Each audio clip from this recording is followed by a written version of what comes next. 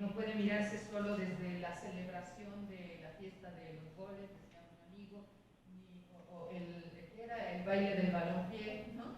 Porque resulta que la FIFA tiene prohibido que se utilice el nombre mundial, FIFA, en fin, porque resulta que las palabras también tienen copyright, ¿no? Y entonces creo que una de las grandes labores de una universidad con nuestro perfil es tratar de mirar esto desde distintos lugares, ¿no? Por eso celebro que en este conversatorio se vaya a abordar precisamente desde la relación que se establece entre lo que parece ser un deporte neutro, y de hecho el deporte de suyo pues es una pasión humana, el juego, dicen algunos filósofos, es en realidad lo que caracteriza al ser humano, no la racionalidad, no la política, sino el que somos animales que juegan. Y nos gusta el juego porque nos gusta lo que contiene de azaroso, lo que contiene de reto, lo que contiene de estrategia, lo que contiene también, digamos, de permitirnos observar audacias o asuntos, capacidades extraordinarias a veces de hombres o mujeres extraordinarios. Entonces, el juego nos gusta mucho, pero sobre el juego se monta, como sucede en las sociedades contemporáneas, una serie de capas que son propias de los procesos de socialización contemporánea y que tienen que ver con eso que llamamos el poder, y el poder siempre es una relación, no es un ejercicio de dominación unidireccional, sino es siempre relacional. Y también en este caso, pues el poder es el poder del dinero. Entonces, yo no podía obviar, hace unos días busqué algunos datos sobre lo que la FIFA se contempla que hará con el negocio del mundial en este evento, y las cifras son verdaderamente espeluznantes, ¿no? Se contempla que la FIFA va a obtener ingresos aproximados entre 8.900 millones de dólares, que es un 56% más de lo que obtuvieron en Qatar en 2022, 67% más de lo que sucedió en Rusia en 2018 y el doble del Brasil 2014. Es decir, esto es un negociazo. Pero además, la FIFA, yo no sé si ustedes sepan que tiene sede en Zurich, porque Zurich les ofrece la posibilidad de tener un marco jurídico económico en el que pues, están exentos de impuestos. Y entonces pues, es una ventaja relativa muy interesante. Los derechos de televisión de la FIFA será el 44% de las ganancias que van a obtener, es decir, como 4.000 millones de dólares, más o menos. Y se los dieron a Netflix para hacer transmisión vía streaming, por ejemplo. ¿Y por qué? Porque resulta una casi obviedad. ¿Quién cree que consuma más televisión en el mundo? Pues Estados Unidos y Canadá. Entonces, pues la transmisión es un negociazo. Los derechos de televisión, el patrocinio y el marketing va a generar algo así como 2.700 millones de dólares para la FIFA, y los derechos los vendió a Adidas, a Coca-Cola, a Visa, a Hyundai y a patrocinadores regionales. Y tuvo una novedad económica increíble. FIFA creó 16 cuentas de Instagram oficiales por sede, cada sede, México, Estados Unidos, Canadá. Y entonces lo que creó es mercados publicitarios locales, lo que le va a dar ingresos extraordinarios. Es decir, aquí, por ejemplo, Bimbo, si quería ser patrocinador, tenía que entrar ahí. Y así, ¿no? Y por último, hasta abajo las entradas, ¿no? Hasta abajo, que van a ser algo así como 3.000 millones de dólares. Pero además ustedes, que están bien enteradas y enterados de cómo está el asunto, sabrán que los precios ahora se hicieron por ajuste de demanda. Entonces, pues resulta que no es que tuviera un precio de los boletos, sino que dependía de la oferta y la demanda, que es el libre mercado de superversión. Y entonces podía alguien comprar el mismo lugar o un lugar contiguo en un precio, mientras que alguien lo compró al doble, al triple, una semana después, 2 semanas después, o alguien lo compró a la mitad unas horas antes de que empezara el juego. Por lo tanto, pues es un negocio que habla de poder, por eso celebro que este sea el tema sobre el cual van a hablar. Y claro, desentrañar el poder siempre es complicado y requiere precisamente de una mirada crítica como la que pues, los estudiantes acá en nuestra universidad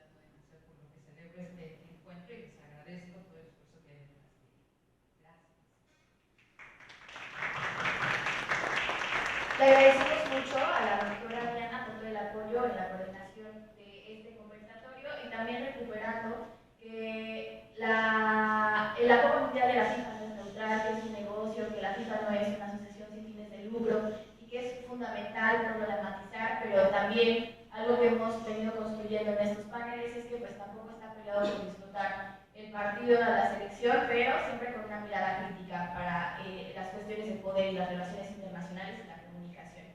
Ahora cederé la palabra al coordinador de la maestría en Relaciones Internacionales, al doctor Eduardo Tardeo.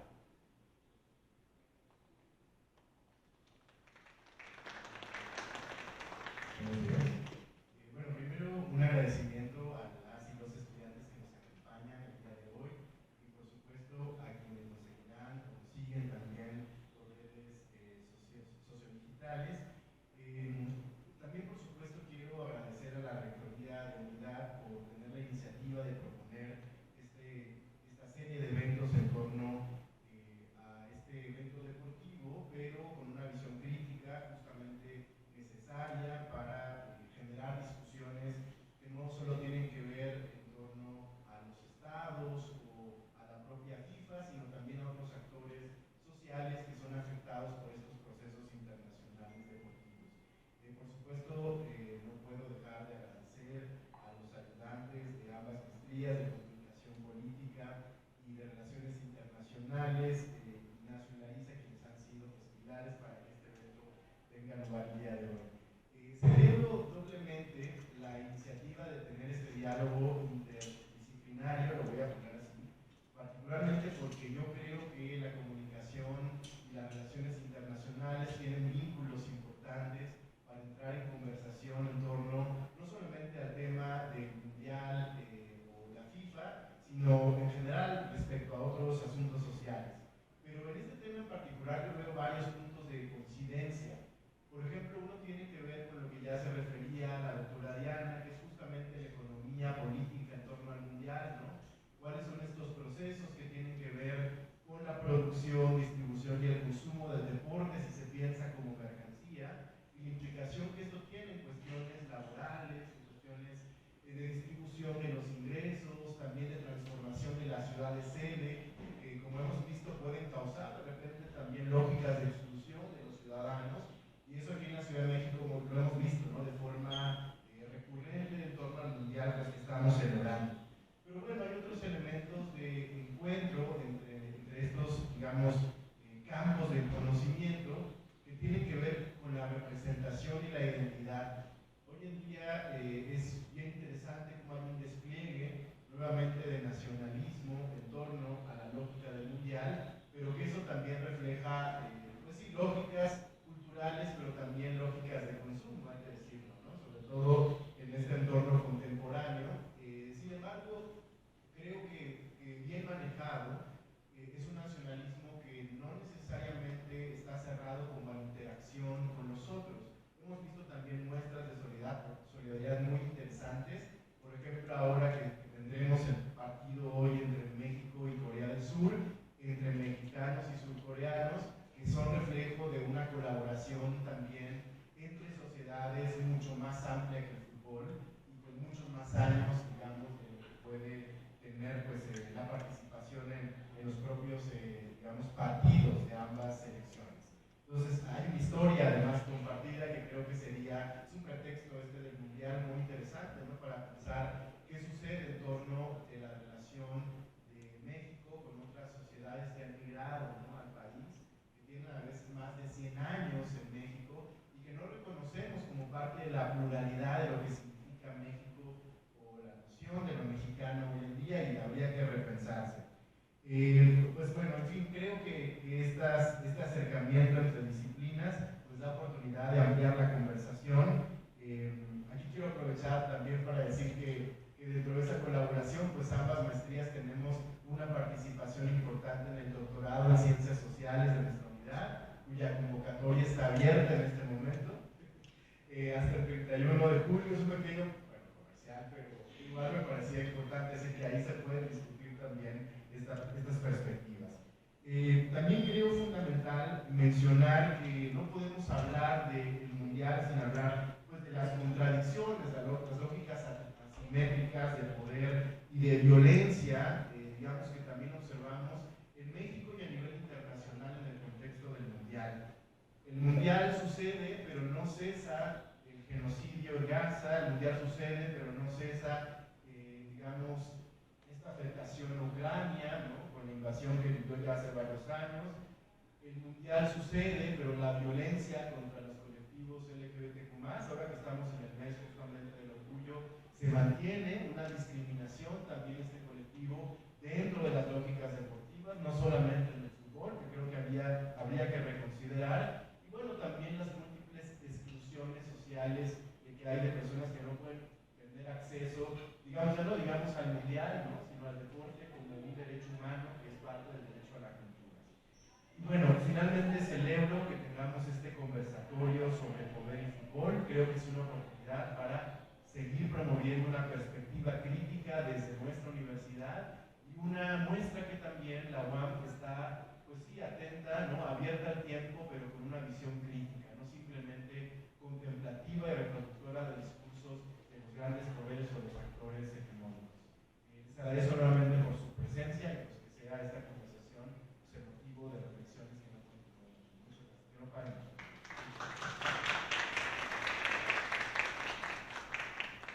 Bueno, ahora vamos a dar paso al conversatorio. Nos van a acompañar dos ponentes. Vamos a hacer un breve cambio de mesa. Les agradecemos muchísimo a los coordinadores de los posgrados y esperamos pues que esta conversación sea de provecho para todos los estudiantes. Esperemos 2 minutos en lo que hacemos el cambio de mesa. Muchas gracias. Bueno, pues vamos a dar comienzo a este conversatorio. Primero voy a dar una breve introducción de lo que estaremos hablando el día de hoy, para después pasar a las ponencias con quien nos acompaña hoy, el maestro Josué Efraín y el maestro Ignacio, y después haremos una breve sesión de preguntas para el conversatorio, para posteriormente abrir la sesión de preguntas y respuestas al público. Bueno, como sabemos, la Copa Mundial de la FIFA 2026 será la primera en realizarse de manera conjunta en 3 países, México, Estados Unidos y Canadá. Pero más allá de esta novedad organizativa, resulta importante separar este torneo del contexto, resulta imposible, separar este torneo del contexto político, económico y social en el que tendrá lugar. Estamos hablando de un mundial que se celebra en medio de profundas transformaciones internacionales. El fortalecimiento de proyectos políticos de extrema derecha, el endurecimiento de las políticas migratorias, el aumento de las tensiones geopolíticas y comerciales, así como de múltiples conflictos que atraviesan distintas regiones del mundo. Y al mismo tiempo, de un contexto en el que también emergen formas de resistencia, organización colectiva y defensa de los derechos frente a estos procesos. Para ello, más que preguntar únicamente por los resultados deportivos, vale la pena preguntarnos qué nos dice este mundial sobre las sociedades que lo organizan y sobre las relaciones de poder que lo atraviesan. ¿Qué narrativas busca proyectar cada uno de los países sede? ¿Qué intereses políticos, económicos y diplomáticos se ponen en juego? ¿Cómo se transforman las ciudades y los espacios que albergan el torneo? ¿Quiénes se benefician de estas transformaciones y quiénes la cuestionan? Porque el fútbol nunca ocurre en el vacío. Los estadios, las ciudades, las fronteras, las políticas de seguridad, la movilidad de personas y las estrategias de proyección internacional forman parte de procesos mucho más amplios que también merecen ser observados. En este sentido, nos interesa pensar el mundial como un espacio de disputa. Una disputa por los significados, por las narrativas, por las formas de entender el desarrollo, la identidad, la cooperación y la justicia social. También nos interesa reflexionar sobre las respuestas que han surgido frente a este tipo de megaeventos. Organizaciones antimundialistas, colectivos urbanos y distintos actores sociales que cuestionan sus impactos y plantean otras formas de imaginar la ciudad y el espacio público. Con estas inquietudes como punto de partida, agradezco la presencia de nuestros ponentes y les propongo comenzar con esta conversación para pensar juntos qué nos revela el Mundial 2026, vistos desde la comunicación, la política y las relaciones internacionales. Para comenzar este conversatorio, voy a darle la palabra al maestro Ignacio Ruiz Aguilar, ayudante de la maestría en Comunicación y Política, con la presentación Fútbol, Poder y Resistencia, una aproximación a las disputas por el sentido en el contexto del Mundial 2026. Voy a leer su sembrada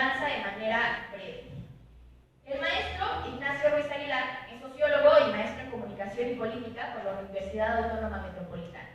Sus líneas de investigación atravesan el estudio de las representaciones sociales, la cultura política de los jóvenes universitarios y las transformaciones de las subjetividades frente a las crisis de las instituciones democráticas contemporáneas. En el ámbito editorial, es autor del artículo Emociones y Argumentación Política, el caso de la UAM Xochimilco, Asamblea Estudiantil. Como conferencista y ponente cuenta con participaciones en congresos y coloquios de carácter nacional. Entre sus participaciones más recientes se encuentran la ponencia La libertad como índice de cambio histórico, una mirada desde la Universidad Mexicana, presentada en el coloquio de Historia Conceptual y Trayectorias Conceptuales en las prácticas disciplinarias de las ciencias sociales y las humanidades. La ponencia Jóvenes Universitarios y su influencia en la construcción de la identidad nacional en la actualidad, expuestas en el tercer Congreso Internacional de Estudiantes de Humanidades y Ciencias Sociales. La ponencia Emociones, Acción Colectiva y Contexto Social en el caso de la Asamblea Estudiantil de la UAM Xochimilco y el paro total indefinido en contra de la violencia de género en 2023, presentado en el marco del 25 aniversario de la Maestría en Comunicación y Política. Su participación en el cuarto foro de estudiantes de Sociología de la Universidad de Guanajuato con el trabajo Perspectivas de la Migración a la Ciudad de México a mediados del siglo XX, transformaciones económicas y procesos de urbanización. Actualmente se desempeña como ayudante de posgrado en la Maestría en Comunicación y Política en la UAM Xochimilco. Le doy la palabra.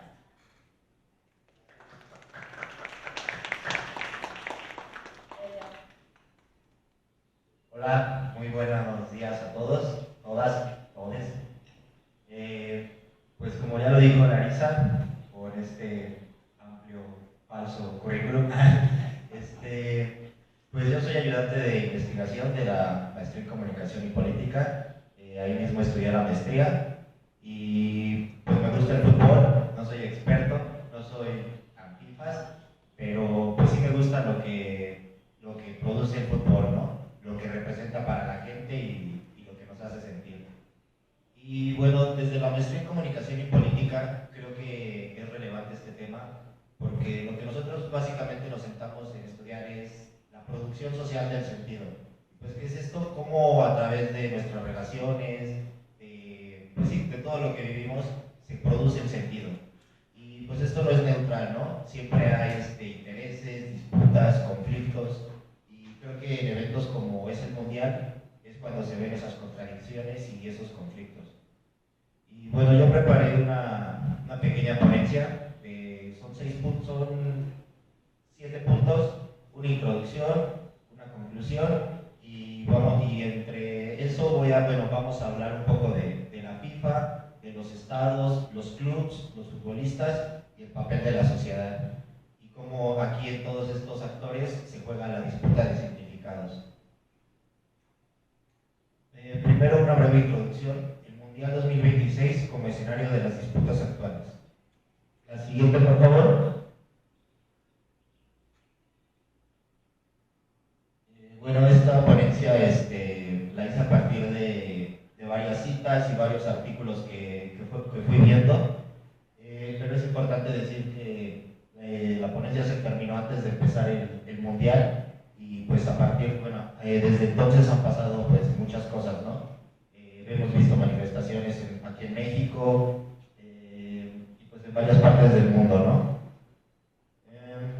Empezaré. En 1995, Eduardo Galeano escribió un libro titulado Fútbol a sol y sombra, en el que comienza describiendo la historia del fútbol como un triste viaje del placer al deber, porque a medida que el deporte se ha hecho industria, ha ido desterrando la belleza que nace de la alegría de jugar porque sí.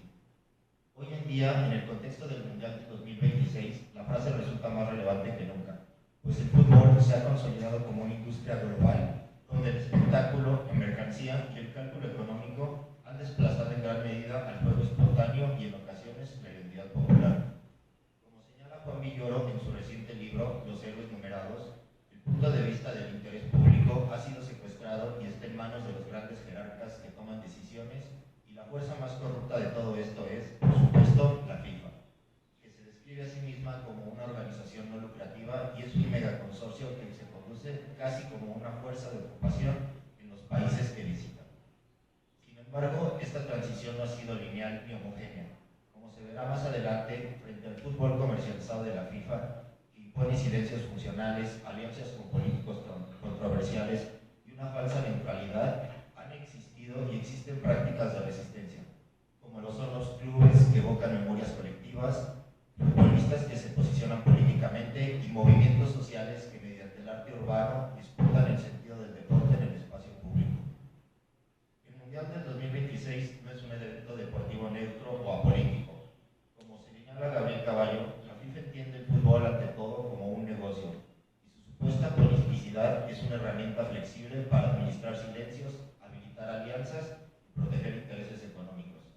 En este contexto, para la FIFA y su presidente, la elección de Estados Unidos como sede principal, junto con México y Canadá, responde a una lógica de mercado, pues presenta la entrada definitiva del fútbol al mercado estadounidense. Y para Trump, el Mundial funciona como una vitrina internacional capaz de reforzar su imagen y su agenda política. Sin embargo, el Mundial del 2026 también se da en un contexto en el que es posible identificar un momento de crisis de legitimidad en el discurso deportivo tradicional. Mientras la FIFA y los organizadores presentan el torneo como una fiesta de unidad, en México crecen las protestas culturales que denuncian la gentrificación y despojo territorial. En este sentido, el Mundial de Fútbol, presentado como un evento de celebración y unidad, se transforma en un espacio de lucha para los que alzan la voz en contra de lo que perciben como injusticias. De este modo, teniendo como escenario el Mundial del 2026, esta ponencia propone examinar el fútbol como un espacio de producción discursiva y lucha por el sentido, donde se negocian identidades y se confrontan proyectos de poder.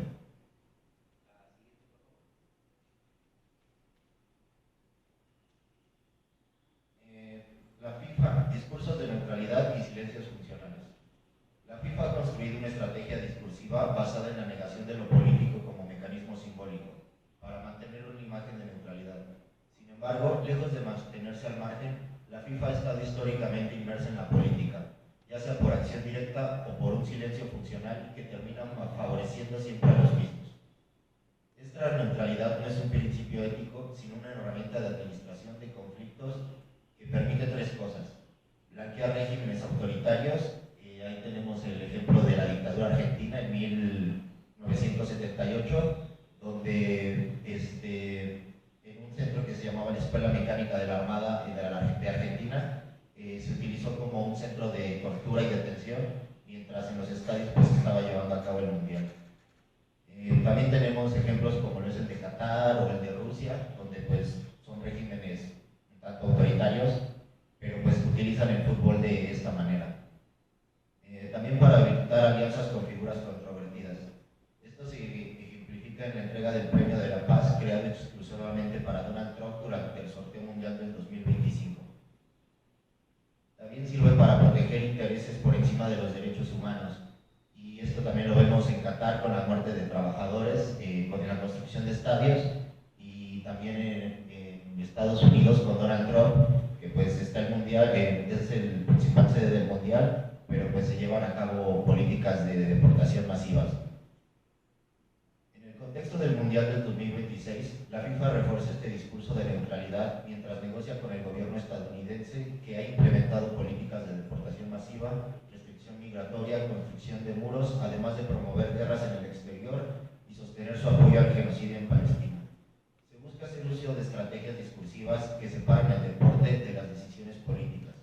Sin embargo, es importante recordar que el deporte no tiene una estructura de valores intrínseca, pero es un medio flexible a través del cual reforzar ciertas cuestiones ideológicas. La siguiente, por favor. Ahora vamos a ver cómo los estados utilizan el soft power y el sport washing. Son dos conceptos que retratan un poco las relaciones de poder que se ven ahorita en el mundial. El concepto de soft power y su derivación en el sport washing son clave para entender el papel de los estados en el mundial del 2026. El soft power se refiere a la capacidad de un estado para influir y mejorar su imagen global, no a través de la coerción o la fuerza militar, sino mediante la atracción simbólica y cultural. Por su parte, el sport washing hace referencia al uso deliberado del deporte para lavar la reputación de estados, gobiernos o élites económicas, ocultando o relativizando violaciones a derechos humanos, persecuciones políticas o conflictos armados. El caso de Donald Trump y Estados Unidos ejemplifica esta lógica. Para Trump, el Mundial funciona como una vitrina internacional capaz de reforzar su imagen y su agenda política. El acercamiento entre la FIFA y la administración de Trump, materializado en el polémico Premio de la Paz, revela una operación de sportwashing orientada a... el sportwashing se utiliza principalmente a normalizar políticas controvertidas, por ejemplo la deportación, el muro, restricciones migratorias, guerras, genocidios, todo esto bajo el paraguas de una fiesta deportiva. También sirve para proyectar una imagen de estabilidad y modernidad que contradice las crisis internas que hay dentro de los países. También, finalmente, sirve para consolidar proyectos políticos personalistas, utilizando el Mundial como plataforma política de legitimación. La siguiente, por favor. Bueno, ahora vamos a ver un poco cuáles han sido los espacios que han ido en contra de este discurso hegemónico. Frente a la lógica mercantil de la FIFA y los estados, los clubes han funcionado históricamente como espacios simbólicos, donde se negocian identidades colectivas desde abajo. Como lo señalan diversos autores, los clubes han ocupado un lugar más cercano a sus hinchadas, a sus territorios y a las realidades sociales que los rodean. Lejos de la neutralidad institucional, muchos clubes han funcionado como espacios de identidad colectiva, representación política y memoria histórica. Y bueno, tenemos dos casos que son paradigmáticos. Por ejemplo, el Barcelona, durante la dictadura franquista, se convirtió en uno de los principales espacios de resistencia simbólica frente a un régimen que buscaba imponer una identidad única, centralista y castellana. El Barça no solo representaba una ciudad o a una afición, sino una lengua, una cultura y una memoria que el régimen intentaba aniquilar. Y bueno, de ahí sale la frase más de un club que representa todo eso. El Corinthians de Sócrates y la democracia corintiana, esto en Brasil. En plena dictadura brasileña, el club adornó sus camisetas con mensajes como democracia, vota el día 15 o ganar o perder, más siempre con democracia, utilizando el fútbol como herramienta de concientización política. Y bueno, ahí podemos ver un poco las imágenes. A diferencia de la época de las grandes dictaduras, hoy los clubes y los jugadores están cada vez más integrados a la lógica empresarial del fútbol global. Existen propietarios extranjeros, sociedades anónimas, deudas, especularización. En este contexto es importante identificar cómo operan las regulaciones simbólicas y preguntarnos si sigue siendo posible prácticas de resistencia como las del Barça o del Corinthians, o el poder ha logrado neutralizar esos espacios mediante la mercantilización de la identidad. La siguiente, por favor. Bueno, un poco hablando de los futbolistas y lo que pues yo considero que es una transformación en su perfil político. Uno de los cambios más significativos en las últimas décadas es la transformación del perfil político de los futbolistas. Anteriormente podemos ver una tradición que podría llamarse de activismo, como ya lo mencionamos con Sócrates y la democracia corintiana, pero también hay otros ejemplos, como vemos ahí, con Ruud Gullit, dedicando su Balón de Oro a Nelson Mandela cuando llevaba 20 años preso, Carlos Cailzi negándose a saludar a Pinochet durante la dictadura chilena, que pues le costó que secuestraran a su mamá y la torturaran. También los jugadores del Dinamo de Kiev, que fueron fusilados por vencer a un equipo nazi, pues si les dijeron que si ganaban los iban a matar, y pues salieron al campo y ganaron. Sin embargo, en la actualidad predomina una laxitud discursiva y una falta de posicionamiento explícito frente a los poderes establecidos. Podemos ver el caso de Messi, que pues ahí se pueden aceptarse críticas en estas comparaciones, pero el caso de Messi y su relación con Trump es significativo. Mientras Maradona hubiera utilizado un encuentro con el presidente estadounidense para denunciar el bloqueo de Cuba o las guerras en el extranjero, Messi ha optado por el silencio o por la formalidad institucional. Además de una decisión individual, esto es reflejo de una transformación en las condiciones de regulación de lo simbólico, resultado principalmente de dos razones. Uno es la mercantilización extrema de la imagen de los futbolistas. Hoy los futbolistas son marcas globales sujetas a contratos millonarios con multinacionales, lo que desincentiva cualquier posicionamiento que pudiera afectar el valor de la marca. También existe un control disciplinario por parte de la FIFA y las ligas. Las normativas sobre declaraciones políticas en los estadios, prohibición de mensajes políticos políticos en camisetas, brazaletes, etc., ha endurecido las condiciones para el activismo. La pregunta es, ¿cómo se negocia el límite entre lo permitido y lo prohibido entre los discursos de los futbolistas? La prudencia discursiva no es apolítica, como tampoco lo es el silencio de la FIFA, sino una toma de posición dentro de un campo de fuerzas donde el costo del activismo se ha elevado significativamente.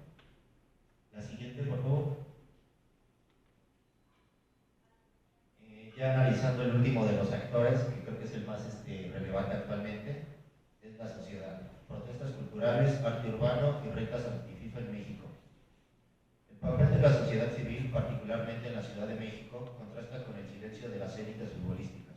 En los últimos meses es posible observar un creciente movimiento de protesta cultural contra el Mundial de 2026, caracterizado principalmente por estrategias discursivas, como es la intervención de murales oficiales. En las inmediaciones del Estadio Azteca, murales de la selección mexicana fueron intervenidos con frases como líbranos de la gentrificación, el Mundial del despojo, FIFA go home, agua para el pueblo. Esta práctica convierte el espacio público en un campo de disputa simbólica donde se enfrentan el relato oficial de unidad nacional y celebración con el relato crítico de despojo y violencia estructural. Las reglas anti-FIFA son convocatorias a partidos de fútbol callejero como forma de protesta, reivindicando un fútbol popular, no mercantilizado, en contraposición al fútbol espectáculo del Mundial. El Mundial del despojo como marco de denuncia. Bajo la consigna del despojo, la Asamblea Vecinal en contra de las megaconstrucciones, conformada por vecinos de Tlalpan y Coyoacán, han denunciado la gentrificación resultado de las obras de remodelación, presión sobre los recursos hídricos en la ciudad, en una ciudad con crisis de agua, el desplazamiento de comunidades, la violación del derecho a la vivienda y la violencia estructural que el evento invisibiliza. A partir de esto, de lo que se ha hablado, podemos ver la confrontación de dos relatos. Estos movimientos articulan una narrativa de disputa del sentido del Mundial del 2026. Mientras la FIFA y los estados promueven un relato de desarrollo y unidad y proyección internacional, las protestas culturales insisten en preguntar quién paga el costo social de esta celebración. Esta confrontación no ocurre solo en el terreno de las ideas, sino en el espacio público material, donde se produce una disputa de significados en la que se expresa una multiplicidad de formas de interpretar el evento. La siguiente, por favor. Bueno, ya para concluir, el Mundial de 2026 como un espejo de las contradicciones contemporáneas. El fútbol, ese territorio que alguna vez Galeano imaginó como un refugio de alegría gratuita, se ha convertido en un campo de batalla donde se libran, con reglas desiguales, disputas por el poder, la identidad y la justicia social. La propuesta aquí desarrollada ha intentado demostrar que el torneo tricontinental no es un evento deportivo neutro, sino un espacio donde chocan lógicas antagónicas. Por un lado, la maquinaria industrial de la FIFA, los cálculos políticos de los estados y la prudencia discursiva de unas élites futbolísticas cada vez más mercantilizadas, y por el otro, las resistencias populares que desde el discurso, el arte urbano y las retas callejeras disputan el sentido del deporte en el espacio público. Para concluir esta participación, es posible decir que a pesar de su cooptación industrial, el fútbol no ha perdido su capacidad de interpelación colectiva. Las manifestaciones en la Ciudad de México nos muestran que la memoria de lucha no ha desaparecido y que hoy expresa a través de nuevos formatos El Mundial del 2026 será sin duda un operador de sport washing, una maquinaria de producir silencios y legitimar injusticias, pero también será, como todo gran evento en tiempos de crisis, un escenario donde las contradicciones se hacen visibles. Es importante recordar lo mencionado por Juan Villoro, pues el fútbol pertenece en el imaginario colectivo al pueblo, pero en el disfrute concreto pertenece a los dueños de los equipos, a los jeques árabes, el Club Epstein y otras mafias. El problema del fútbol no está en los palcos. El problema del fútbol no está en el campo, está en los palcos. Así, la pregunta que persiste hoy es no solo si estamos a tiempo de rescatar esa alegría del mercado, sino también cuáles son las condiciones políticas y colectivas para hacerlo. Gracias.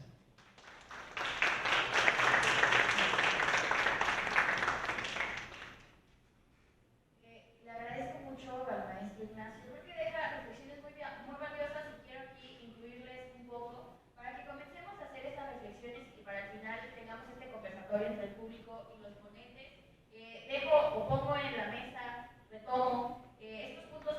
importantes desde lo general, desde los estados hasta lo particular, cómo el mundial es una herramienta de sport washing y cómo intenta hacer soft power, pero dada que, aunque busca la legitimidad por los contextos actuales como el genocidio en Palestina o las guerras que se viven alrededor del mundo, pues esto no se alcanza, ¿no? Entonces, para que nosotros problematicemos y pensemos si realmente este intento de influencia a través del soft power, pues está surgiendo efecto entre nosotros, ¿no? O como mencionaba ya hacia el final el maestro Ignacio, todavía tenemos este espíritu de resistencia, que lo vemos en las calles, que lo debemos de ver en la universidad, ¿no? Cómo problematizar a la gente, cómo ser conscientes de que la mercantilización, como lo mencionaba la doctora Diana y como bien retomó el maestro Ignacio, está presente durante no solo el mundial, sino como el fútbol como un espacio de consumo a través de las playeras, o también a través de esta construcción identitaria más comunitaria en los clubes locales, ¿no?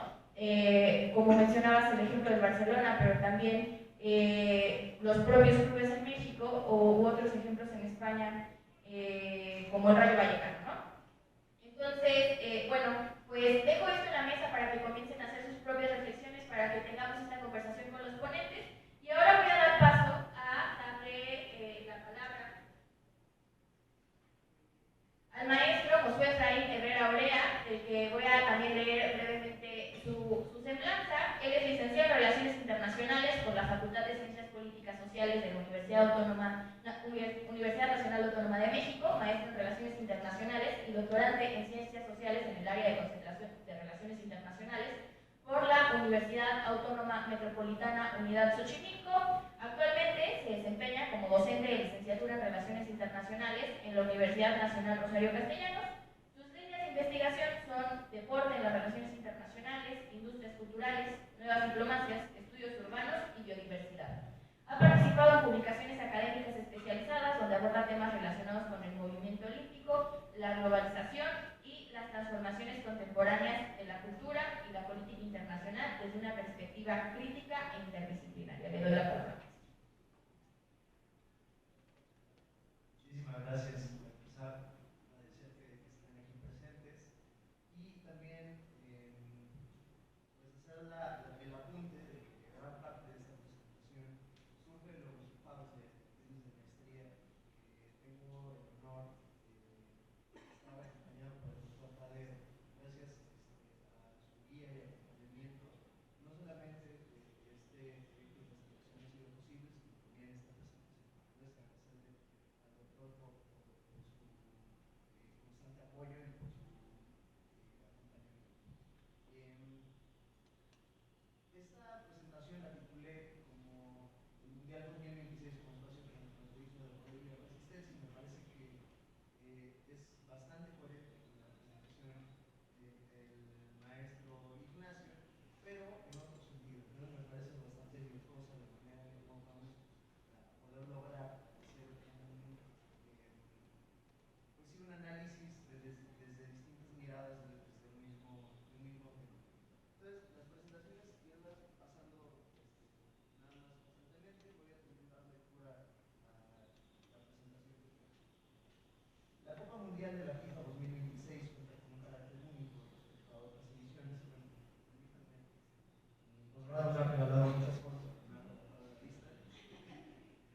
La Copa Mundial de la FIFA 2026 cuenta con un carácter único respecto a otras ediciones. En primer lugar, para este mundial están convocadas 48 selecciones nacionales, 16 más que en los campeonatos anteriores.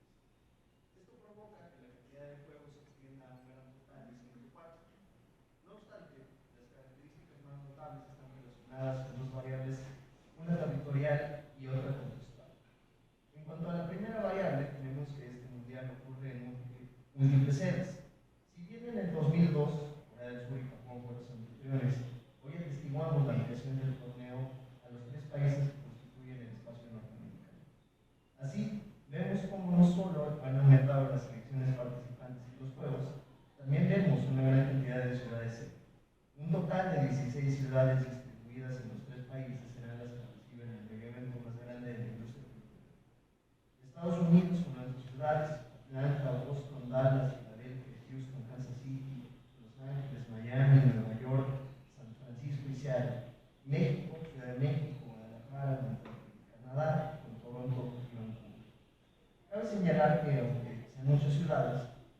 vez más, Corea ocupó en 2002 primer récord con un total de 20 ciudades sede, 10 en Corea del Sur y 10 en Japón. No obstante, las distancias entre cada una de las ciudades marcan un diferenciador importante. Mientras que en Qatar 2022 el Mundial se desarrolló en un radio aproximado de 35 kilómetros desde el centro de Doha, el Mundial norteamericano cuenta con un radio de 2.405 kilómetros desde la sede de Kansas City, que puede ser considerada como el centro geográfico de este medio. Asimismo, hay una distancia de 4.800 kilómetros de carretera entre los extremos sur y norte del Mundial, Ciudad de México y Vancouver. Esto se traduce en un viaje de unos 5 o 7 días de carretera. Otro aspecto relevante de este torneo es la proporción de la competencia entre los tres países. Mientras que México y Canadá cubren cada uno el 12.5% de los juegos, Estados Unidos cuenta con el 75% de la competencia. Es decir, aun cuando todos los estadios recibirán partidos de la fase de eliminación directa, Estados Unidos se consolida como la sede principal. A partir de los datos anteriores podemos explicar por qué este mundial es sustancialmente distinto y complejo respecto a otros eventos. Por ejemplo, mientras los Juegos Olímpicos se concentran casi exclusivamente en un solo espacio urbano, la Copa Mundial de Fútbol exige una suerte de atomización de la gobernanza urbana, elemento crucial para el análisis del torneo actual. Así se suman algunas de las diferencias en las relaciones de poder presentes en la organización de un mega evento de las magnitudes de la Copa Mundial 2026. Para profundizar en la interpretación de la situación del espacio norteamericano dentro del fenómeno en cuestión, es necesario ubicar las propuestas teóricas que nos den luz sobre las inquietudes que intentan cubrir esta presentación. Las transformaciones sociales, impulsadas por la globalización, han forzado una reevaluación del concepto tradicional de Estado-nación. Saskia Sassen sostiene que bajo esta coyuntura se ha producido una desestatalización de las jerarquías escalares históricamente constituidas. La autora corrobora que el impacto del desarrollo tecnológico y la emergencia de autoridades no estatales, como la FIFA, han permitido la construcción de escalas estratégicas que trascienden los límites nacionales. En sintonía con el planteamiento de Susan Strange sobre la retirada del Estado, Sassen señala que la identificación de casos donde lo global se localiza permite afirmar que ciertos elementos de las políticas y funciones estatales actúan ahora como proyectos desnacionalizadores. Específicamente, observa que la incorporación de lo global en el aparato estatal se manifiesta en la disminución de la capacidad de intervención pública para regular actividades económicas, especialmente aquellas vinculadas a empresas multinacionales dentro de su territorio. En este escenario, el Estado extiende su función como garante del derecho de propiedad y cumplimiento de contratos para satisfacer las necesidades de capitales extranjeros con acceso a su territorio soberano. Se denomina a esta transformación desnacionalización parcial de órdenes institucionales y políticas especializadas, identificando tres características fundamentales en este nuevo orden. 1. Privatización de lo público. El Estado adquiere la capacidad de privatizar ámbitos anteriormente públicos, desnacionalizando componentes críticos de la autoridad y de las políticas estatales. 2. Nueva normatividad privada. En vez de una autoridad normativa de origen privado que se instala en el dominio público, desplazando en ciertos márgenes a la tradicional razón de Estado del periodo moderno. 3. El Estado como espacio operativo del capital. Determinados componentes institucionales comienzan a funcionar como plataformas para las dinámicas del capital global y los mercados financieros. A partir de este marco se comprende la relevancia de las ciudades globales a escala subnacional y los mercados globales a escala supranacional. Estas escalas permiten diagnosticar las relaciones de poder en la sociedad internacional contemporánea, cuestionando la primacía absoluta del poder estatal frente al poder concentrado en nodos urbanos y financieros. Cabe destacar que esta renovación de las relaciones de poder no ocurre al margen del Estado, sino con su aprobación y mediación. Sassen argumenta que lo global no se sitúa simplemente por encima de lo nacional, sino que se inserta en lo subnacional. Las ciudades globales son el ejemplo más claro, dado que en ellas se convierten circuitos globales que las sitúan en una geografía transfronteriza específica. Definidas estas ciudades globales como nodos de servicios centralizados para la gestión y acumulación de la nueva economía espacial. Estas ciudades constituyen espacios de poder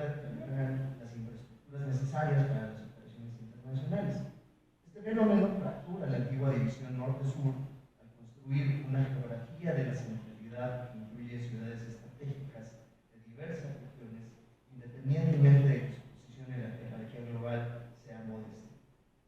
La puesta en marcha de estos eventos, reforzada por una cobertura mediática masiva, genera un entorno representativo de la globalidad.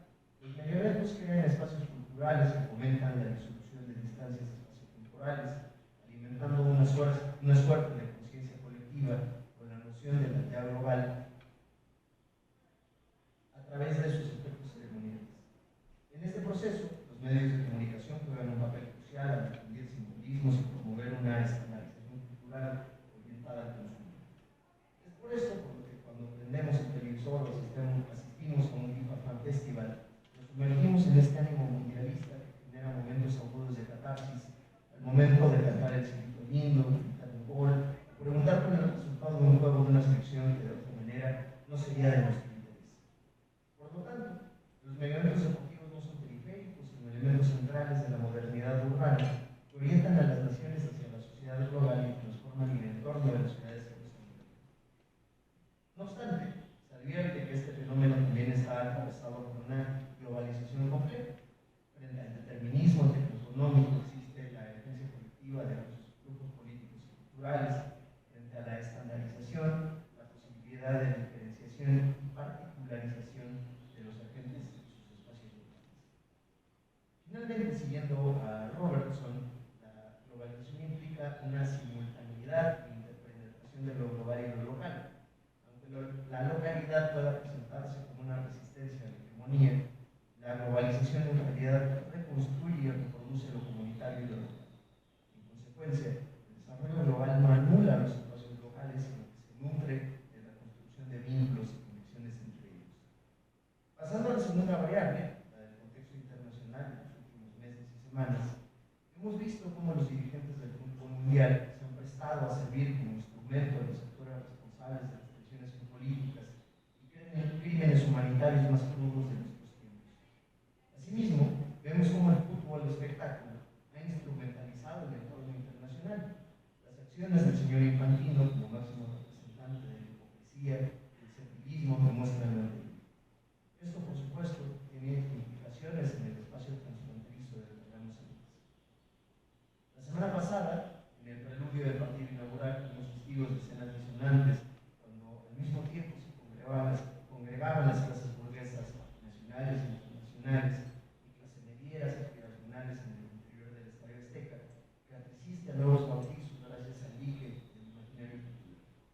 Mientras que en las avenidas aledañas se daban la cita distintos contingentes en modo de protesta.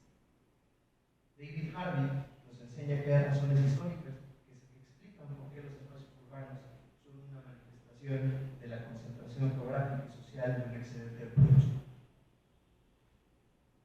Desde esta perspectiva, se hace evidente la relación simbiótica entre capitalismo y urbanización. Mientras el primero busca incesantemente el plusvalor mediante la generación de excedentes, requiere simultáneamente de la expansión urbana para absorber dichos sobreproductos. Aunque este ciclo ha persistido históricamente a pesar de sucesivas crisis, Harvey advierte que su continuidad depende de aparatos institucionales e instrumentos financieros que canalicen el crédito hacia la oleada urbanizadora. Esta es posiblemente la razón de la expansión de este mundial a tantos equipos y tantas ciudades, modelo de negocio que se replicará y aumentará en 4 años cuando veamos el primer mundial transatlántico de la historia. La urbanización, en este sentido, ha desempeñado un papel histórico crucial en la absorción de excedentes de capital, operando a una escala geográfica cada vez mayor a costa de impetuosos procesos de destrucción creativa. Esta dinámica no es neutral, ya que implica necesariamente la disposición de las masas urbanas de cualquier derecho efectivo a la ciudad, supeditando las necesidades sociales a la urgencia de la costa espacial. Por ello, si la urbanización es tan decisiva para la acumulación y las fuerzas del capital deben movilizarse incansablemente para revolucionar periódicamente la vida, este proceso conlleva inevitablemente una forma de lucha de clases. En la ciudad globalizada del siglo XXI, esta lucha se manifiesta en la resistencia contra la mercantilización de la cotidianidad, donde la imposición de nuevas infraestructuras es un avance técnico y un desplazamiento político de los habitantes en favor de los grupos financieros. De manera paralela, y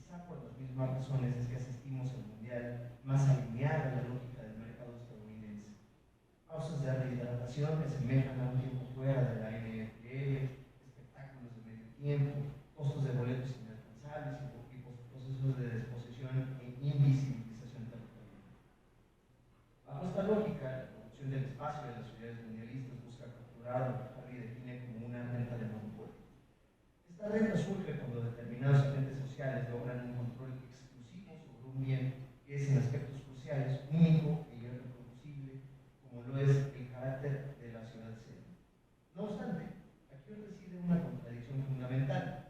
Cuanto más se comercializan y estandarizan estas ciudades únicas para atraer al mercado global, más tienden a destruirse las cualidades que hacían especial al lugar, acelerando su transición a una suerte de ciudad genérica. Este proceso se alimenta de los dos motores del crecimiento urbano, los cuales son la orquestación de procesos dinámicos de inversión privada y la asignación de inversiones públicas clave en el lugar y momento adecuados. Se genera así una circularidad acumulativa donde la construcción de grandes centros de servicios exige nuevos hoteles, transportes y comunicaciones, alimentando una oleada especulativa que busca promover el éxito de la ciudad y la competencia interurbana, a menudo a costa del vaciamiento de la identidad local. Finalmente, esta búsqueda de la renta de monopolio se apoya en la movilización de lo que el geógrafo marxista denomina capital simbólico colectivo. Las ciudades sede ofrecen tanto la infraestructura como una marca construida sobre la base de su patrimonio, su historia y su pretendido espíritu humano.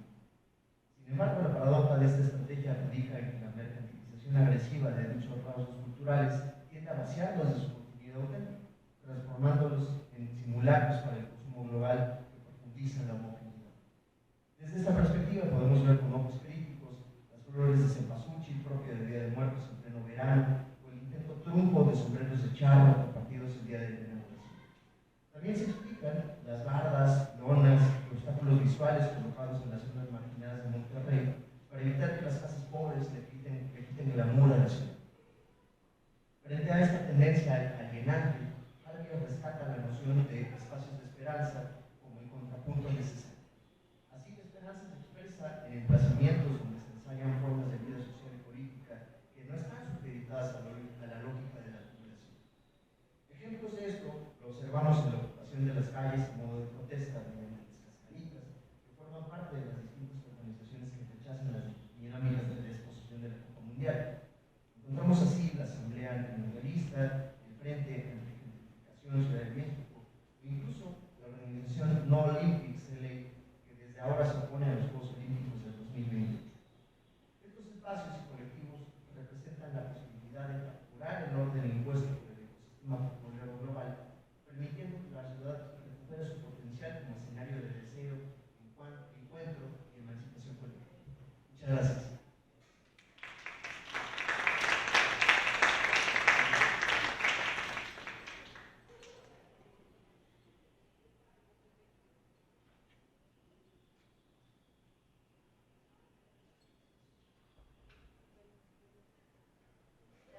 Le agradecemos mucho al maestro Josué Efraín y quiero pues nada más retomar un par de puntos para comenzar esta sesión de preguntas y respuestas entre la moderadora y los ponentes para después pasar con las preguntas del público, y creo que recuperaría algo que pues ambos mencionan, el tema de la mercantilización de estos eventos, pero ya más en el espacio de la ciudad, porque nosotros hemos sido testigos de lo que está sucediendo. Yo llevo esta interpretación sobre la comercialización de la ciudad, a que se convierte en una ciudad genérica, pues es a la pérdida del alma, de la propia identidad de la ciudad, ¿no? Entonces, cuestionarnos si, además de con el Mundial, la cuestión de la gentrificación en la Ciudad de México ha propiciado a que la ciudad, o en nuestra propia opinión, pierda esta alma, esta cuestión identitaria de lo que nos hace chilangos, digamos, o si todavía hay espacios de resistencia para recuperar pues las zonas populares, las colonias quizás que antes fueron populares y que ahora comienzan a gentrificarse, ¿no? También esta instrumentalización del Mundial para querer mostrar una buena cara respecto a la FIFA y a los estados, como también mencionaba el maestro Ignacio, y cómo hay una marcada diferencia de clases, ¿no? La burguesía, las personas ricas dentro del estadio, y afuera los proletarios, las personas de clase trabajadora, queriendo disfrutar del fútbol, que parece que se nos ha sido arrebatado, ¿no? Pero bueno, voy a dar paso a comenzar con una breve sesión de preguntas para también darle oportunidad al público que tengamos esta interacción. Y creo que me voy a centrar en dos preguntas. la organización de un mundial suele presentarse como una oportunidad para posicionar a los países en el escenario internacional, como ya veníamos platicando, atrae inversiones, impulsa el turismo y fortalece determinadas imágenes nacionales. En este sentido, me gustaría comenzar preguntándoles qué significa para un país convertirse en sede de un mundial que busca proyectar ante el mundo a través de un evento de esta magnitud. Creo que las respuestas las hemos ido construyendo de a poco con ambas presentaciones, pero quizás ahondar un poco en el caso específico de México y Estados Unidos y de la olvidada Canadá, la región norteamericana. Pero ¿cómo es que podemos ver estas dinámicas?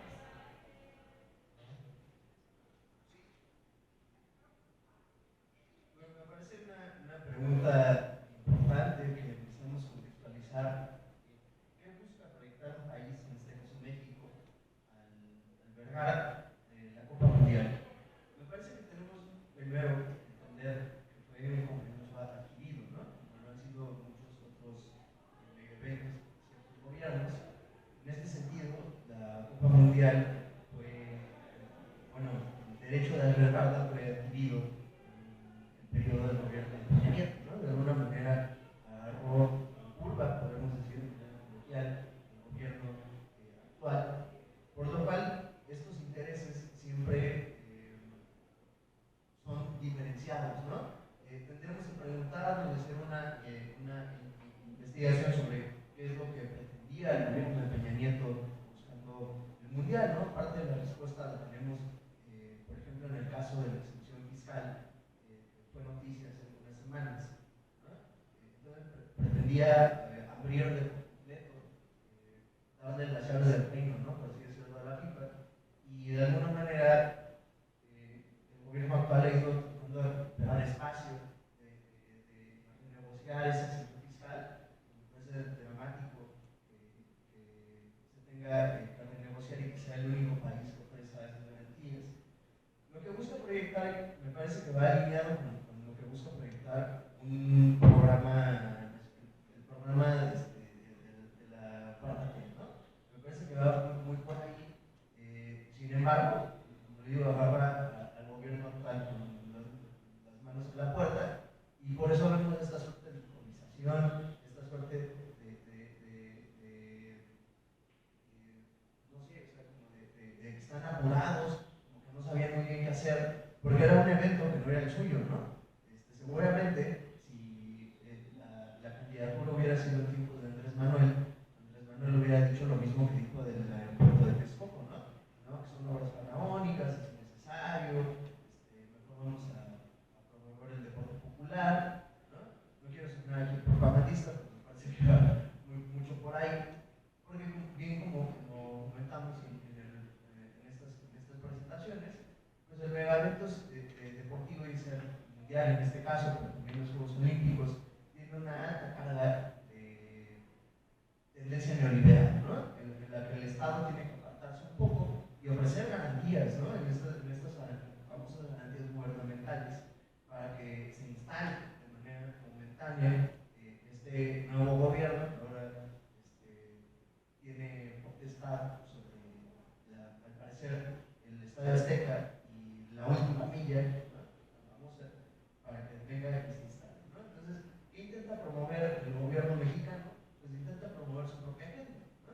Y es como podemos ver, pues es disonante, ¿no? Con lo que vemos con lo que intenta promover la FIFA. Me parece que son agendas complementarias a veces, agendas contradictorias en muchas ocasiones, es lo que intenta proyectar un país y qué es lo que intenta proyectar la propia FIFA. En este sentido tenemos que entender que la FIFA es un actor con capacidades de poder reales, ¿no? Que muchas veces, por ejemplo, en el caso de Sudáfrica, yo no dudaría que la FIFA tenga más poder que Sudáfrica en el caso de la Copa Mundial de 2010. Por favor, y después de la respuesta del maestro Ignacio ya vamos a empezar a abrir la sesión de preguntas y respuestas con el público. Entonces, para que vayan pensando sus preguntas, vamos a tomar dos del público y regresamos al conversatorio. Sí, al igual que el maestro de Jaray, iba a comenzar diciendo que este mundial fue un compromiso adquirido, ¿no? Desde el gobierno de Enrique Peña Nieto. Y creo el discurso para un país cuando acepta ser sede del mundial y lo que pasa en la realidad, ¿no? Creo que ha habido esta idea de que un evento así va a dejar derrama económica, va a dejar una buena imagen ante el mundo, pero como lo hemos visto en los mundiales pasados o también en Juegos Olímpicos, como en Grecia, pues después de este tipo de eventos muchas veces hay crisis financieras en estos países porque se tienen que construir estadios, remodelar y todo esto, ¿no? Y creo que también habría que ver qué tipo de gobiernos adquieren estos compromisos. En México fue un gobierno priista, ¿no? Yo creo que pensaron que pues iban a seguir gobernando hasta este momento y pues también sería interesante cómo hubiera estado el mundial si hubiera estado un gobierno priista. También creo que la FIFA tiene mucho que ver con quién se acerca, porque como ya se vio un poquito en la presentación, en el mundial en el mundial de 1930 fue en Italia, estaba la dictadura de Mussolini, en Argentina la dictadura del 78, en España el mundial se llevó a cabo ya cuando hubo democracia, pero el compromiso se adquirió cuando estaba la dictadura franquista todavía. Y creo que eso es algo que le gusta mucho a la FIFA, ¿no? Tener relación con gobiernos que le puedan otorgar seguridad a este tipo de eventos. Y creo que sí, la pregunta es preguntarnos si realmente va a haber un beneficio o si más que nada se queda en lo discursivo y atiende a otro tipo de intereses. Muchas gracias. Bueno, esto nos da la oportunidad para seguir reflexionando, entonces les invito a que hagan un par de preguntas para regresarlas a la mesa y que podamos construir esta conversación.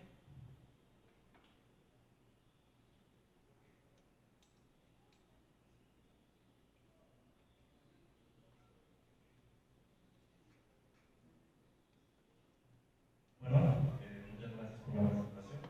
Yo tengo una pregunta, soy de MEDS todavía, entonces tengo una pregunta más de si realmente se reconfigura este concepto de frontera ante una Copa Mundial, porque realmente se reconfigura o realmente se refuerza este concepto de frontera, además de qué sector del Estado, como parte de territorio, población o sociedad civil, se ve más afectado por esta Copa. Gracias. Tomamos otra pregunta, por favor.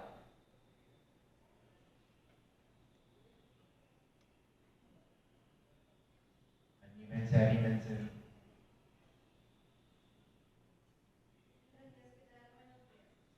Bueno, realmente mi pregunta viene siendo sobre cuál es el real beneficio que hay para México ser la sede de este mundial. Muchas gracias. ¿Podemos tomar otra para que los ponentes respondan?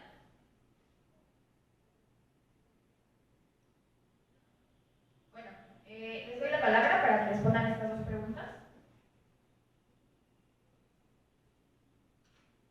Muchas gracias por sus preguntas. Voy a empezar por la última. ¿Cuál es el beneficio que puede obtener México? Pues sí, va a tener mucha visibilidad, ¿no? Algo que Melissa y yo veníamos discutiendo en la mañana es que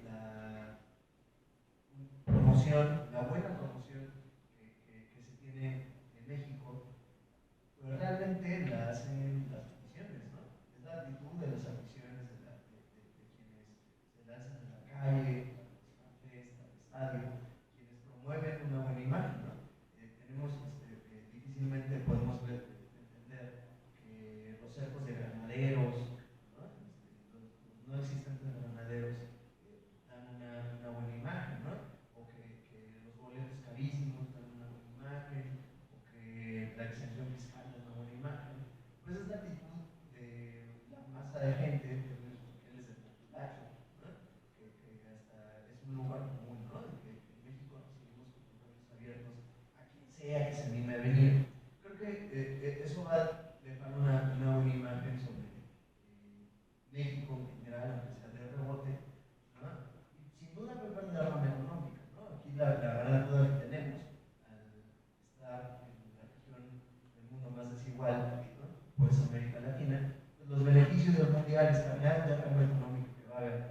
pues difícilmente se va a ver representada en beneficios sociales, ¿no? Se va a concentrar en las manos de los oligarcas que tienen los derechos de transmisión, son dueños de los estadios, son dueños de los patrocinios, etc.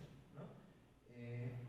Afortunadamente creo que para el gobierno de México, para el Estado mexicano en general, no va a salir tan mal, ¿no?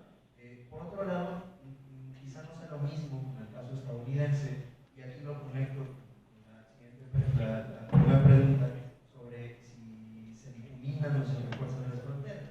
Me parece una pregunta bastante valiosa. Creo que ambas, ¿no? Se refuerzan, por ejemplo, en el caso que hemos visto de Irán, ¿no? Cómo hay una línea aún más marcada, no solamente de la frontera norte de nuestro país, sino las fronteras de Estados Unidos respecto al mundo, ¿no? Cómo tienen estas actitudes que hacen que se hagan cercos más altos, más profundos, para recibir a un seleccionado que está aprobado para participar, que tiene un visado con regla, en el caso del árbitro somalí, que fue prácticamente deportado. En este sentido, sí se refuerzan más las fronteras, viendo un poquito en contracorriente de este discurso ya clásico sobre la globalización y sobre la aldea global. En otro punto, también se logran difuminar. Yo creo que lo podemos observar en estos encuentros, digamos, casuales que tenemos, si salimos a la calle, si nos damos cita en un campus, pues con aficionados de otros países, que tenemos una convivencia un poco más amigable, que podemos ver la circulación del turismo internacional. En ese caso, yo creo que sí se logran determinar ciertas fronteras, que sí existe esta especie de espacio transfronterizo del que yo intentaba hablar hace rato. Yo creo que son las dos, ¿no? Pero responden a dinámicas distintas, y lo que hace complejo este mundial respecto a otros es que conviven, ¿no? En esta contradicción constante del mundial inserto en el contexto de la sociedad internacional contemporánea. Muy brevemente, creo que ya Benjamín me explicó un poco cuáles son los beneficios, pero sí creo que resaltaría un poco otra vez cuestionar qué tipo de beneficio, bueno, si es beneficio o no, ¿no? Creo que aquí hay ganadores y no tan ganadores, pero se benefician política y económicamente. Pues vemos que a Estados Unidos le dieron el mundial, no, bueno, ya vemos cómo se dan estos otorgamientos del mundial. Fue a partir del FIFA Gate, donde Qatar y Rusia pues, se dieron cuenta de que, no, más bien, perdón, al revés, Estados Unidos se dio cuenta de que Qatar y Rusia habían había habido actos de corrupción para poder obtener el mundial, y creo que a final de cuentas se lo dieron a México y a Canadá para que no fuera tan obvio que había habido corrupción en esos movimientos. Y sí preguntaría por el beneficio económico y político de estos tres países, quién va a salir mejor parado, ¿no? Si Estados Unidos, que tiene toda esta infraestructura ya plantada y pues tiene la capacidad económica para albergar uno de estos eventos, o México, que con menos partidos, pero pues ahí vemos que no se puede ni siquiera en los bares ni los restaurantes ver la transmisión del partido, o también esto de la piratería, ¿no? Que muchas veces pues es algo que pues, está presente en la cultura mexicana, que ahorita vemos que está completamente la FIFA en contra de todo eso. Creo que sí, este evento puede parecer algo muy cosmopolita. Tenemos todo un evento de apertura de todas las naciones, una fiesta mundialista, pero creo que sí detrás está lo económico, lo material, lo político. Muchas gracias. Yo haría una última pregunta para seguir motivando al público para que abone la discusión. Regresando o posicionándonos en nuestro propio espacio, en la universidad. Las universidades son lugares de producción de conocimiento, de reflexión crítica y de participación social, mientras que las juventudes también deben desempeñar un papel importante en los procesos de organización y de movilización colectiva. Nuestra universidad es parte de eso. Por ello, me gustaría preguntarles qué papel juegan las juventudes y las universidades frente a estos procesos, frente a los megaeventos, frente al Mundial 2026, cómo podemos participar, cómo podemos cuestionar o intervenir en estas discusiones sobre nuestros espacios. Yo voy a responder la primera mitad de la pregunta porque estuve involucrada pues, en la organización de estas jornadas y es precisamente no eso. Yo pondría primero en la mesa pues, que nos involucremos en el espacio universitario, que fomentemos el pensamiento crítico nosotros mismos, con nuestros compañeros, con nuestros amigos. También es una labor que hacen los docentes en las aulas. Entonces, pues, una recomendación, dado que ambos tienen más de una licenciatura en la universidad, entonces, ¿cómo es vivir la universidad en estos procesos? Bueno, sí, ahorita que lo dices, creo que sí es muy relevante esa pregunta, porque ahorita la UAM Xochimilco estos últimos meses ha vivido pues, sucesos así que políticos y que no podemos estar ajenos, ¿no? Pues hubo un feminicidio de una compañera de aquí, a 2 compañeros los golpearon cuando fueron a manifestarse en contra de la inauguración del Mundial y pues muchas cosas así, ¿no? Creo que, bueno, también la doctora Violeta Núñez que fue a la flotilla Submoon y que regresó a contar su historia. Creo que como universitarios somos privilegiados por darnos cuenta de eso, ¿no? No estar exentos de todo lo que está pasando. Creo que sí necesitamos tomar partido. Creo que estos lugares son buenos para dialogar. Es chido ver a gente de licenciatura aquí, pero también creo que el tipo de sociedad en el que vivimos pues a veces nos mantiene muy al día. Estamos preocupados por sacar la escuela, por llegar a la casa, por ver qué comer. La mayoría de nuestros compañeros trabajan y a veces eso, en vez de alentar más a meternos a temas políticos, a veces pues nos aleja. Y creo que, pues sí, lo importante sería ver que todos estos hechos no se despegan de nuestra realidad cotidiana.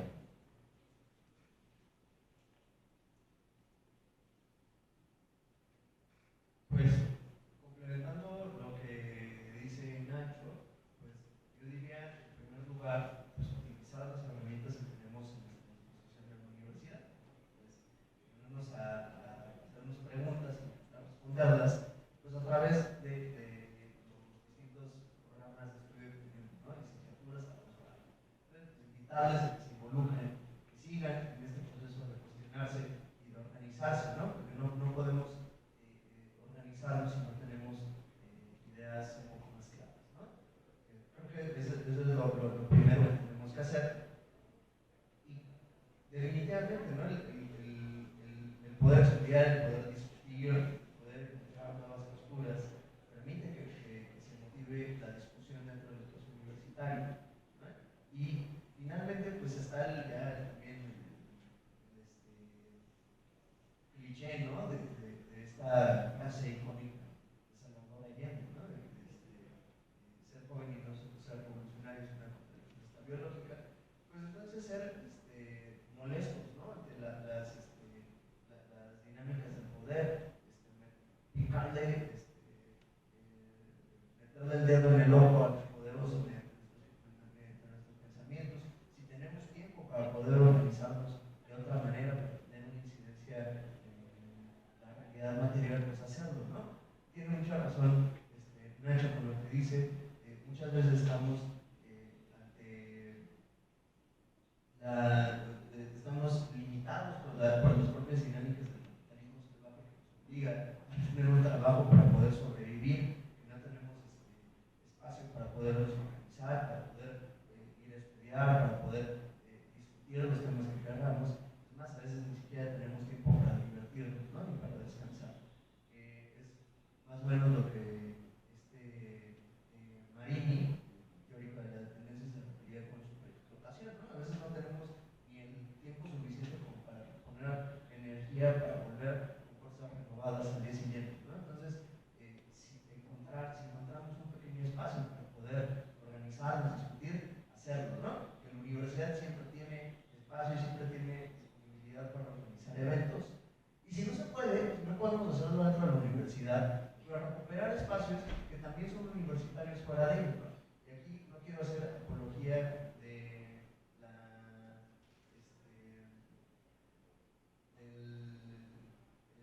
¿cómo decirlo? Del ausentismo, ¿no? En clase, pero incluso, ¿no? Si nos vamos a ir a tomar unas chelas, aprovechando para discutir, para platicar entre nosotros, para analizar nuevas ideas, yo creo que esa es la labor de la universidad, no ser molestos, divertirse, organizarse. Bueno, pues les agradezco mucho este conversatorio. Yo solo agregaría de este último punto que la universidad, el lema no es solamente institucional, la Casa Abierta al Tiempo es nuestra Casa Abierta al Tiempo, algo que el coordinador de la maestría dice, es también la Casa Abierta al Mundo, entonces que nos abramos al mundo, que abramos nuestras mentes, que tengamos incidencia, que sigamos participando en los eventos que nos da la universidad pública, que vayamos a los espacios que se nos dan o que nosotros mismos podemos abrir. Agradecerles muchísimo su participación, su presencia, que nos hayan acompañado. La verdad es que es muy valioso estar de este lado organizando los eventos y que tengamos público, es una labor complicada. También tenemos unos pocos pasaportes todavía de los que habíamos anunciado que se iban a estar regalando, entonces esperemos que alcance. También pues vamos a dar prioridad a los que llegaron primero, entonces pues ahorita vamos a hacer esa entrega, pero tenemos stickers de pues estas jornadas para que también nos esperen en la entrada para entregarles estos stickers que se van a alcanzar todos. Agradecer nuevamente a los coordinadores, a la doctora Diana y al doctor Tadeo por su apoyo, al maestro Ignacio por esta coorganización de este conversatorio, a Javier que nos apoyó en la organización de las jornadas y a ustedes nuevamente por su presencia. Muchísimas gracias.